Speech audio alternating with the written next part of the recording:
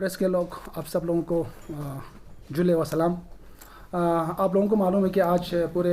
दिन भर जो है ना हमारे जनरल काउंसिल मीटिंग का रिव्यू मीटिंग हुआ करगिल की इस कॉन्फ्रेंस हॉल में। और उसके बाद मीटिंग कंक्लूड करने के बाद हमने 4 पॉइंट रेजोल्यूशन यहाँ पे पास किया है, जिनमें हमारे ऑनरेबल काउंसलर्स 23 लोगों ने सिग्नेचर करके हैंड रेस करके इस रेजोल्यूशन को पास किया। और रेजोल्यूशन लाने की ज़रूरत क्या था वो आप सभी लोगों को मालूम है कि post union territory of Ladakh में इस वक्त काफ़ी मुश्किलात से लोग को वो हो रहे हैं, 2-4 हो रहे हैं। खासकर उसके बाद लेह में एपेक्स बॉडी और करगिल में केडीए बनाने की ये नौबत आई। लद्दाखियों की इस ख्वाहिशत को आगे रखने के लिए हिल काउंसिल करगिल के सारे ऑनरेबल काउंसलर्स ने ये सोचा कि हमें लद्दाख को 6 शेड्यूल के दायरे में ला के हमारे जितने भी प्रोटेक्शन से उनको इंश्योर किया जाए, जिसमें लैंड प्रोटेक्शन है, कल्चर प्रोटेक्शन है, जॉब प्रोटेक्शन है, और साथ साथ में खासकर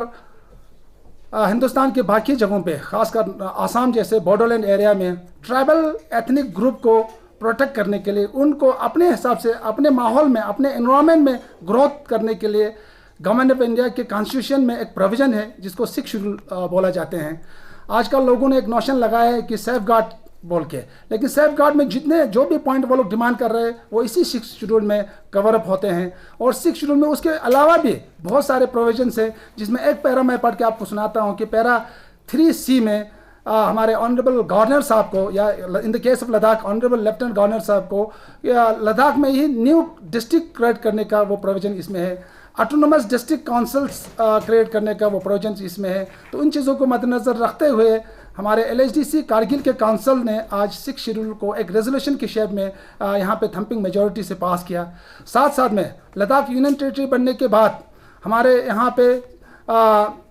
एक यूनियन टेरिटरी के एडमिनिस्ट्रेशन से, दूसरा LHDC से है, तीसरा पंचायती राज है। इन तीनों के बीच में क्या कोऑर्डिनेशन है, क्या बिजनेस रूल्स है, किसका क्या प्रोटोकॉल है, वो अभी तक ब्लैक एंड वाइट के शेप में नहीं आया, जिसकी वजह से लद्दाख के एडमिनिस्ट्रेशन को चलाने में बहुत सारे दिक्कतें आ रहे हैं। उन चीज़ों को दूर करने के लिए, आने वाले जनरेशन को एक रास्ता दिखाने के लिए हमारे लद्दाख के लोगों ने ये सोचा है, डिमांड की सूरत में जो है ना ये गवर्नमेंट ऑफ इंडिया तक ये बातें पहुंचाया है कि लद्दाख को स्टेटहुड का दर्जा दिया जाए, ताकि हमारे यहाँ के लोग पौंडीचेरी के बेस पे, चाहे हमारे दिल्ली के यूनियन टेरिटरी के बेस पे यहाँ पे लेजिस्लेटिव असेंबली बने, हमारे अपने CM बने, यहाँ के लोग जो ना लद्दाख के लोग लद्दाख का एस्पिरेशन के हिसाब से यहाँ की हुकूमत करे। जो पूरे हिंदुस्तान में जितने भी जिस जगह पे भी इस किस्म की डिमांडें हुआ है, फ़क्तन और फ़क्तन वहाँ पे जो है ना स्टेटहुड का दर्जा या UT एडमिनिस्ट्रेशन UT का दर्जा उन लोगों को मिला है। तो जब सिक्किम को स्टेट बनाया गया था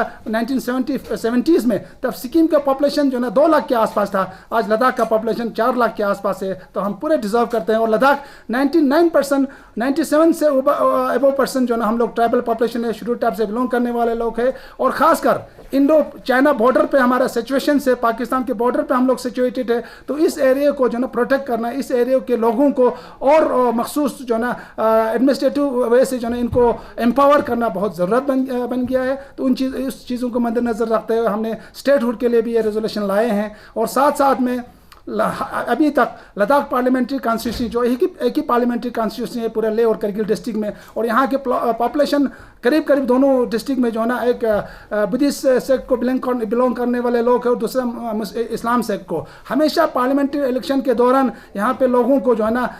मज़हब के नाम पे लड़ाया जाता है, किसी और की चीज़ पे लड़ाया जाता है। तो उन चीज़ों को अवॉइड करने के लिए हमने ये चीज़ सोचा है कि अगर लद्दाख को 2 पार्लियामेंट्री सीट मिलता है तो हमेशा के लिए ये चीज़ ख़त्म हो जाएंगे और लद्दाख तरक्की के और बढ़ेंगे। तो इसलिए हमने 2 पार्लियामेंट्री सीट की डिमांड करते हैं, उस चीज़ का भी रेजोल्यूशन यहाँ पे अभी